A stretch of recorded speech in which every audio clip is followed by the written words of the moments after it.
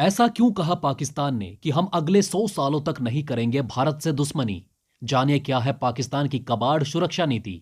दोस्तों, इमरान खान ने जारी की पहली राष्ट्रीय सुरक्षा नीति। जाने कश्मीर भारत के साथ क्या चाहता है पाकिस्तान। दोस्तों, पाकिस्तान अब तो कंगाल हो चुका है और वो अपनी हालिया स्थिति को सुधारना चाहता है। इसी खस्ता हाल व्यवस्था को सुधारने के लिए पाकिस्तान ने नई सुरक्षा नीति अपनाई है। लेकिन इनकी इस नीति को देखकर लगता है कि पाकिस्तान अपनी बर्बादी पर तुला हुआ है। इस वीडियो के माध्यम से हम जानेंगे कि क्या है पाकिस्तान की ये नई सुरक्षा नीति। दोस्तों, पाकिस्तान के इमरान खान सरकार ने देश की पहली राष्ट्रीय सुरक्षा नीति को जारी कर दिया है। इस नीति में भारत के साथ अच्छे रिश्तों की उम्मीद जताई गई, साथ ही कश्मीर को संबंधों का आधार बताया गया है। पाकिस्तान के इमरान खान सरकार ने देश के इतिहास में पहली बार राष्ट्रीय सुरक्षा नीति को जारी कर दिया है। इस सुरक्षा नीति में इमरान खान सरकार ने भारत के साथ अच्छे रिश्तों की उम्मीद जताई है। साथ ही जम्मू कश्मीर को द्विपक्षीय संबंधों की कोर मुद्दा बताया गया। सुरक्षा नीति में पाकिस्तान ने यह भी कहा कि हिंदुत्व आधारित राजनीति पाकिस्तान की सुरक्षा के लिए चिंता का सबब है और प्रभाव डाल रही है। इस सुरक्षा नीति में भारत और कश्मीर का कई बार जिक्र किया गया है। पाकिस्तान ने कहा कि कश्मीर मुद्दे का एक न्यायपूर्ण और शांतिपूर्ण समाधान होने तक यह हमारे द्विपक्षीय रिश्तों का आधार बना रहेगा। इस दस्तावेज में चीन के साथ अच्छे रिश्ते करने पर भी जोर दिया गया है। उसने चाइना पाकिस्तान इकोनॉमिक कॉरिडोर को पाकिस्तान के लिए राष्ट्रीय महत्व का प्रोजेक्ट बताया है।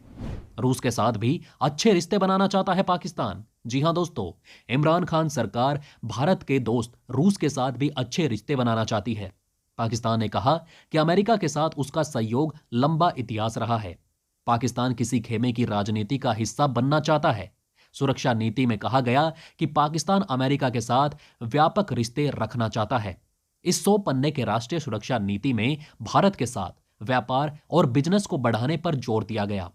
इस राष्ट्रीय सुरक्षा नीति में ज्यादातर हिस्सों को गोपनीय रखा गया है। दोस्तों, पाकिस्तान ने यह राष्ट्रीय सुरक्षा नीति साल 2022 से 2026 तक के लिए बनाई है। इसमें भारत और अन्य पड़ोसी देशों के साथ दो तरफा व्यापार और निवेश को बढ़ाने पर भी जोर दिया गया है। साथ ही पाकिस्तान की आर्थिक सुरक्षा को मजबूत करने पर जोर दिया गया है। पिछले दिनों राष्ट्रीय सुरक्षा नीति से जुड़े एक अधिकारी ने पाकिस्तानी अखबार एक्सप्रेस ट्रिब्यून से कहा था, हम अगले 100 साल तक भारत के साथ बैर नहीं करेंगे। इस नई नीति से पड़ोसी देशों के साथ शांति पर जोर दिया गया है। उन्होंने कहा कि इस मुद्दे पर अगर बातचीत और प्रगति होती है तो इस बात की संभावना है कि भारत के साथ पहले की तरह व्यापार और व्यावसायिक संबंध सामान्य हो सकते हैं। मोदी सरकार के अंतर्गत भारत के साथ मेल मिलाप की संभावना नहीं। दोस्तों, पाकिस्तानी अधिकारी ने यह भी कहा कि नई दिल्ली के वर्तमान मोदी सरकार के अंतर्गत भारत के साथ मेल मिलाप की कोई संभावना नहीं है। पाकिस्तान के पीएम इमरान खान नई राष्ट्रीय सुरक्षा नीति को शुक्रवार को लॉन्च करेंगे। पाकिस्तान अपनी राष्ट्रीय सुरक्षा नीति में केवल एक हिस्से को ही सार्वजनिक करेगा, बाकी का हिस्सा गोपनीय रखा जाएगा। इस सुरक्षा नीति को बनाने में पाकिस्तान सेना ने अहम भूमिका निभाई है। इस बीच माना जा रहा है कि विपक्ष नए राष्ट्रीय सुरक्षा नीति पर बवाल कर सकता है।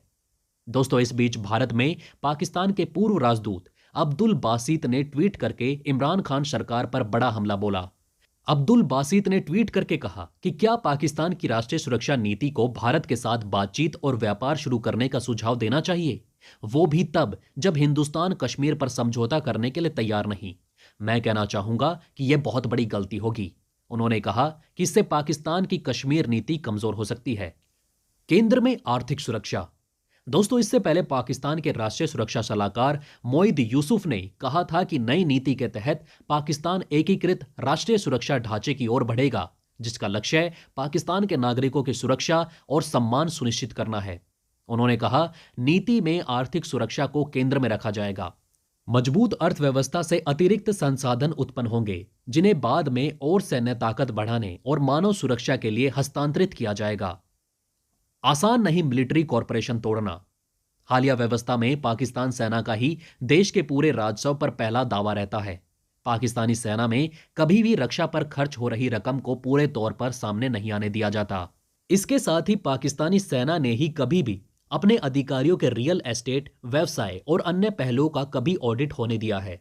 शायद ही कभी पाकिस्तानी सेना ने रक्षा को छोड़ किसी अन्य क्षेत्र को संसाधनों का बहुतायत में इस्तेमाल करने दिया हो। खतरों का भय देखकर रक्षा क्षेत्र में हो रहे विशालकाय खर्च को सही ठहराने की कोशिश की गई। सामरिक जानकार भी मानते हैं कि जनरल जिया के दौर से भी पहले पाकिस्तानी सेना राष्ट्रीय सुरक्षा के नाम पर सभी क्षेत्रों पर नियंत्रण रखते हैं।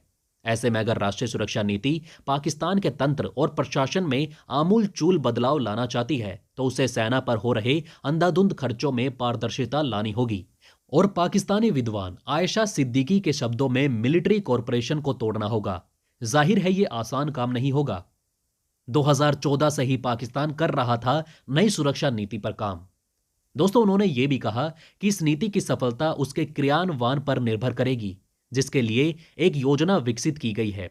उन्होंने कहा कि एनसीपी का सार्वजनिक संस्करण प्रधानमंत्री बाद में अलग से जारी करेंगे। उन्होंने कहा कि राष्ट्रीय सुरक्षा नीति पर 2014 से ही काम चल रहा था और ये सभी फैसलों के केंद्र में होगी। भारत को लेकर बदलना होगा नजरिया।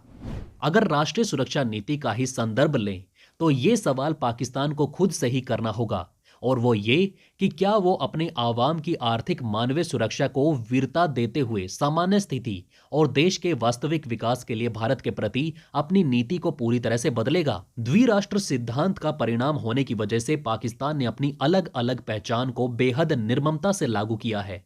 यही वजह है कि 75 साल बाद भी पाकिस्तान दूर दूर तक भारत से कहीं पीछे है। दोस्तों, ऐसे में राष्ट्रीय सुरक्षा नीति के तहत सकारात्मक पहचान के लिए पाकिस्तान को भारत विरोध नीति का परित्याग करना होगा और भारत के खिलाफ दुष्प्रचार की नकारात्मक सोच का परित्याग करना होगा। इसके लिए उसे सबसे पहले अपनी कश्मीर नीति का परित्याग करना होगा। इसके कारण ही पाकिस्तान दुनिया के सबसे बड़े लोकतंत्र भारत के साथ सामान्य रिश्ते नहीं रख सका है। अगर संबंध सामान्य होते तो भारत की वजह से उसे अब तक आर्थिक मोर्चे पर जबरदस्त फायदा हो चुका होता। फिलहाल ऐसा होता हुआ नहीं दिखाई दे रहा है। दोस्तों, भारत के लिए क्या कहा गया सुरक्षा नीति में पाकिस्तान की पहली राष्ट्रीय सुरक्षा नीति में किसी अन्य देश की तुलना में भारत का नाम कम से कम 16 बार लिया गया, अपरोक्ष रूप से और भी कहीं ज्यादा। इमरान खान ने राष्ट्रीय सुरक्षा नीति जारी करते हुए कहा, हमारे सशस्त्र बल हमारे गौरव हैं और देश को एकजुट रखने वाला गोद है।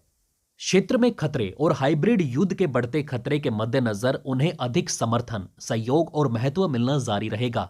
यानी पाकिस्तानी सेना भारत के खिलाफ अपनी चाल चलती रहेगी।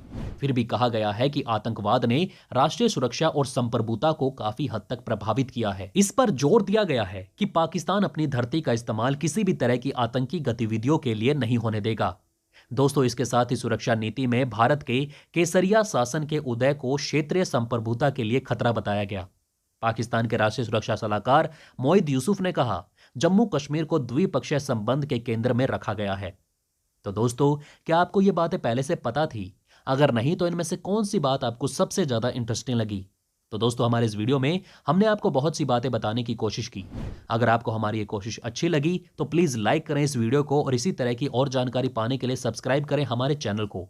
जितना हो सके इस वीडियो को शेयर करना ना भूलें। दोस्तों, बने रहिए हमारे साथ।